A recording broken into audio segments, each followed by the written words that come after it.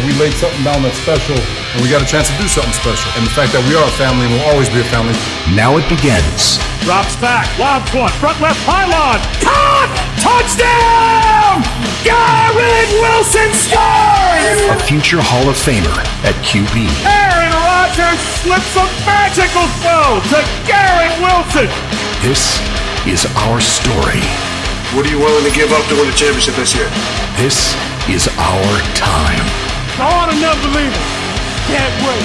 The plan remains the same. You have a plan in place. To build a champion at One Jets Drive. We're here to do one thing. Win it all. Because we're not only proud, we are the Jets. Welcome to Jet Life Stadium.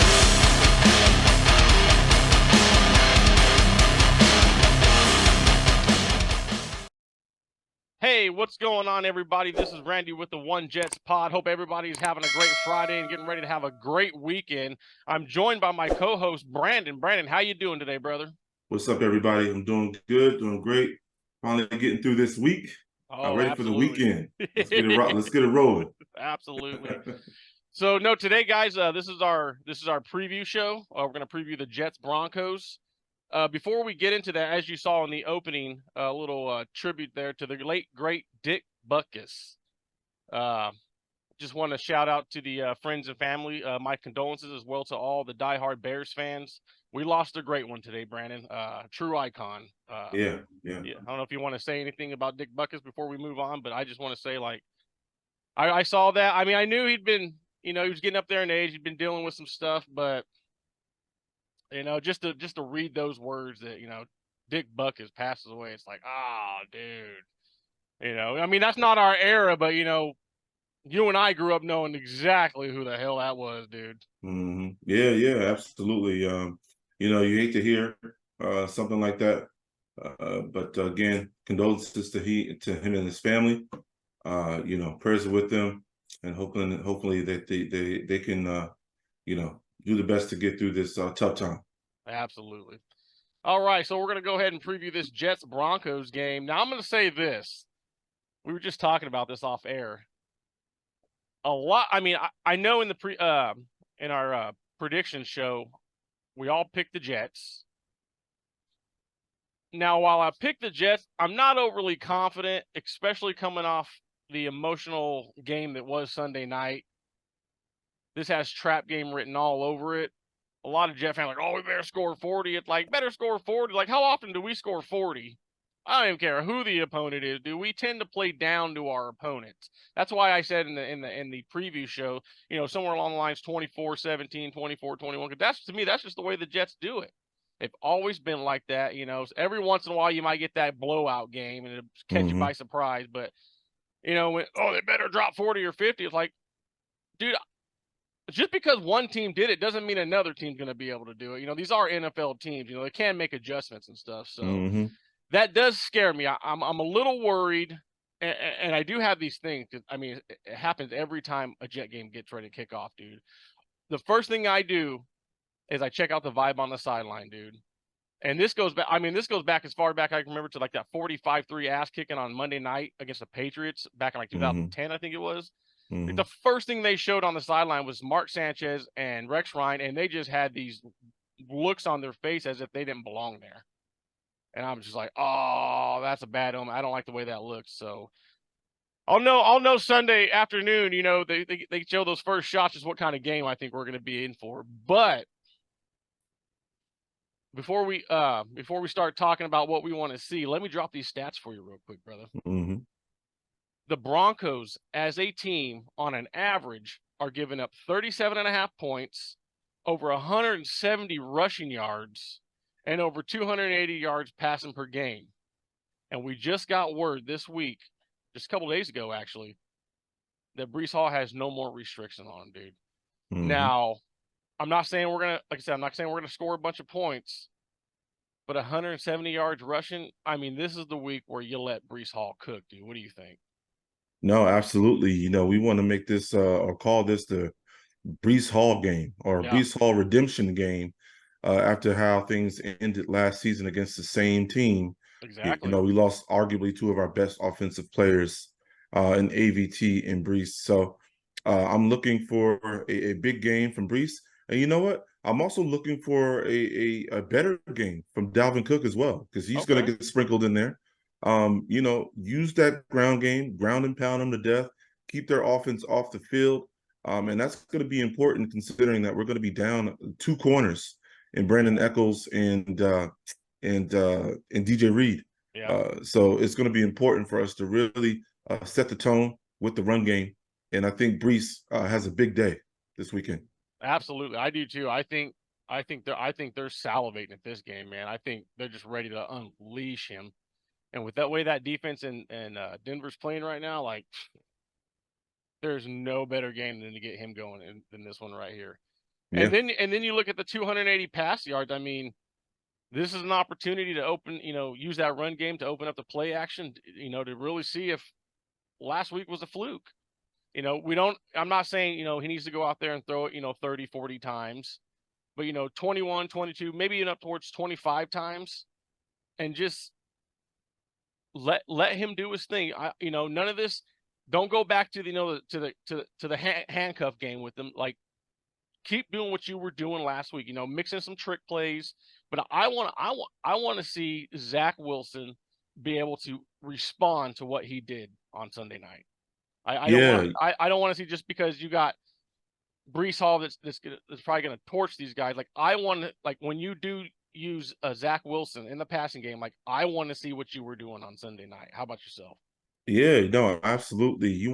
What you want to see, like that game, even though it was a loss, it gave us some hope as fans. It gave some encouragement as fans to see, to really think, we may have something here in Zach, and he maybe that mental block has been cleared up a little bit, right? Has been removed. Right. And he's saying all the right things this week, Zach, in his press conference yesterday.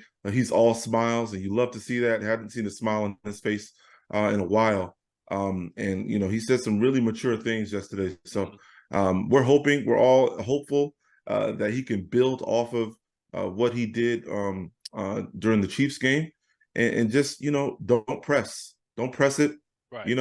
Just make the right reads, make the right throws, and just look like you belong, like Absolutely. you did, like he did during the Chiefs. Just look like you belong, and again, run that ball and allow Zach to just eat off of the run game. Absolutely. and just kind of go from there. Absolutely. And I will say this too, like, and I got this written down right here. When it comes to the passing game, like, you got to help your quarterback out, man. Like, the easy stuff, like that easy drop pass in the end zone by Conklin, like, you got to make those throws. Don't be missing field goals. Like, if you got a chance to put points on the board, make sure those points end up on the board. But I want to see less drop passes. Help your quarterback out. Quit dropping the easy ones. I'm looking at Michael Carter. I'm looking at, the Dalvin Cooks of the world. The Conklin. Yeah, Conklin. When you get your opportunity, man, fucking seize it, man. Like, we can't be leaving points out on the board. It's like, okay, next point, right here, the defense. needs to come out swinging and make a quick stop. Let's start faster than we have. We seem to always start out sluggish and get better as the game progresses. Now, while that's okay, when playing good teams like Kansas City, you see how far we get down in the hole, and and sometimes it's difficult to to get out of that, especially when you got the kind of stuff that we were dealing with on Sunday night with the refs and stuff. Now, granted, we had our opportunities to win that game, but like the defense literally has to come out, starting faster, get a 3 and out. Don't let them march down the field and get 3 easy points off you. Like, you need to set the tone early. So, I mean, Yeah, and honestly, that's a good point, Randy. That's really the biggest thing I'm looking for in this game. Is how are we going to set the tone? right. Are we going to come out flat like we've been doing the past few games? We can't do that. We can't spot the Broncos 10, 15, 17 points. Because then you're automatically putting pressure on the offense Yep. right out the gate.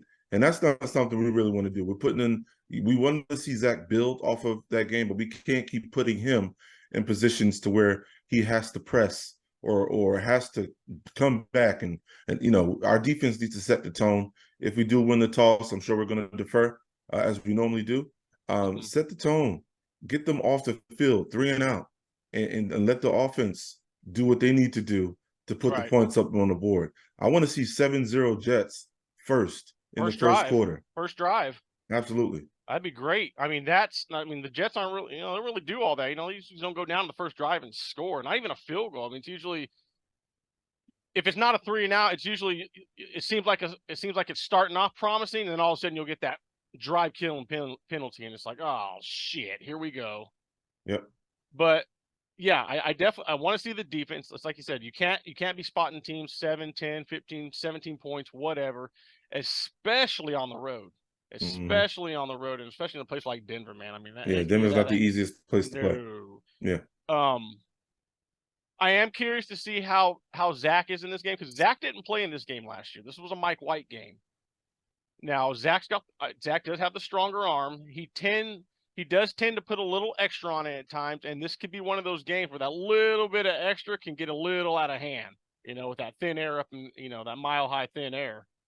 So that's why I also want to say, kind of limit Zach, really run the hell out of that ball, because I feel like this is one of those games. It's like you said, if you start spotting this defense or the Broncos, I should say, 10, 15, whatever points, and you go one dimensional, and you're going to have Zach throw it all. This is just a recipe for disaster. Now, yeah, just think about everything that, we talk about, all of the stuff that, we hear regarding the Jets this week. But Denver's hearing that too. Denver's hearing their defense sucks. They're hearing that they're one of the worst teams in the league, and yeah, that may very well be true, right? But sometimes the smallest little motivation is what a team needs. You know what I mean? So we have to, and then they may want to back up their coach after what sometimes he said. The most dangerous animal is a wounded animal, brother. Exactly. So we can't go in this game. We have no reason to be overconfident or anything like that. Go in there, handle your business, get out. Yep. That's it. Absolutely. And speaking of the run game, now I know Jeremy Rucker's been getting some playing time, but this is the game where I want to see a lot of Jeremy Rucker, especially if you're going to run the hell out of the ball. Like, I mean, I don't have any stats. I had them, but I don't know what I did with them. But the run game seems to thrive. He's our best run blocking tight end.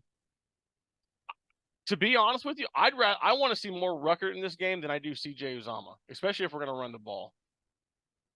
I just don't like when it comes to the run blocking, dude. I do like Uzomah doesn't do it for me, dude. He just doesn't do it for me. And Conklin, he's a great pass blocking tight end. So I mean, it's just I just want to see more Rucker. That's all. I mean, I don't know how you feel about Rucker, but I mean, he had that great catch last week. And I don't know. I just want to see more Rucker. Yeah. So there was a stat line that was pulled up how Zach's or the offense in totality was better with Rucker on the field, and that's something that was on display during the Chiefs. Records on the field, the offense flowed a little bit better. But Uzama is not a bad tight end. I think he's one of the better tight ends in the league. He's not a great blocker, as good a blocker as someone like a Conklin or a Ruckert already. But he is a receiving threat. Sure. So if there's a way we can do 2 tight end sets where we have Ruckert and any combination of Ruckert and Conklin or Ruckert and Uzama, I think that puts that gives us the edge as an offense. But yeah, I'm with you. I like what I've seen from the kids so far. One thing about Ohio State, they know how to put receivers out. Look at Garrett Wilson. Look at Olave. I mean, and again, look at Rucker. He was really good with Ohio State as a receiving and blocking threat there.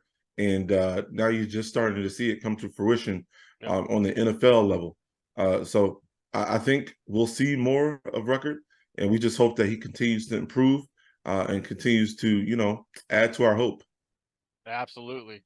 And really, the only other thing I really want to touch on this game is the coaching. I know I've already said this, but I don't want the coaching to take a step back, man. It's like you saw what this team could be on Sunday night. It's like I said, we left about 17, 20-something points on the board.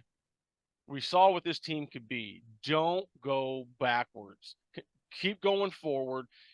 Build off what you did on Sunday night. Like, I know this is a game where we're probably going to need to run the ball, but like I said, when we use Zach, like, I want to see what we saw on Sunday night. I don't want to see anything, because I mean, the minute we start going backwards, I mean, you're not going to hear the end of it. And I think Monday morning, if we go backwards, dude, I know while we praise Zach, while we did, if we take a step back, I mean, it's all over. You're going to watch this fan base implode. I guarantee you, because like I said, while he did great, even though a lot of Jets fans are praising him, in the back of my mind, at least for me, I'm sensing there's a short leash on the kid. So, but that's why I really want the coaching staff. I don't want him to fail him. Keep doing what you're doing. Keep putting your faith in him, because I mean, it seems like the light bulb went off. Keep it going. Mm-hmm. Yeah, don't get too cute. With the play calling. Just coach the game. Yeah. Coach the game the best way you know how. I don't think this will be a difficult game for Saleh or Hackett to coach.